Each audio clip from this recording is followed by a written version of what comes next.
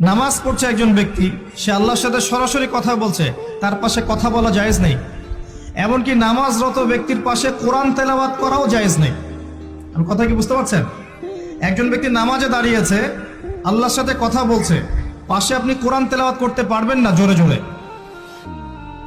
মনে মনে করতে হবে, করতে চাইলে মনে মনে করতে হবে। অনেক সময় মসজিদের ভিতরে দেখবেন নামাজ পড়া হচ্ছে, শোরগোল করছে। নবী সাল্লাল্লাহু আলাইহি ওয়াসাল্লাম বলেছিলেন, আখিরুজ জামানে, তিরমিজিতে আছে হাদিসটা, আখিরুজ জামানে ইসলামের নামটুকু থাকবে, ইসলামের প্রকৃত বিষয়গুলো থাকবে না। কোরআনের মাসহাফ থাকবে, যে মাসহাফ, কোরআনের মাসহাফটা থাকবে, এর শিক্ষাগুলো থাকবে না। মসজিদগুলো হবে চাকচিক্যময়, কিন্তু মসজিদ হবে হেদায়েত শূন্য। আর চতুর্থ লাইনটা আরো ভয়ঙ্কর। 4 নম্বর লাইনে গিয়ে নবীজি বলেছেন সাল্লাল্লাহু আলাইহি ওয়াসাল্লাম, আসমানের নিচে জমিনের উপরে আল্লাহর সবচেয়ে নিকৃষ্ট সৃষ্টি হবেন এক শ্রেণীর আলেম, যাদের থেকে ফিতনা ছড়াবে এবং তাদের দিকেই ফিতনা ফিরে আসবে।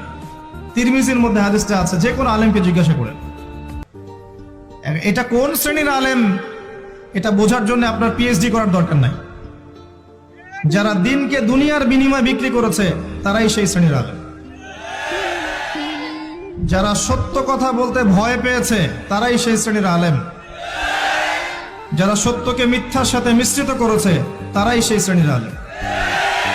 এবং যারা ইসলামের নামে উম্মাকে শতদা বিভক্ত করে দিয়েছে, এরাই সেই শ্রেণীর আলেম।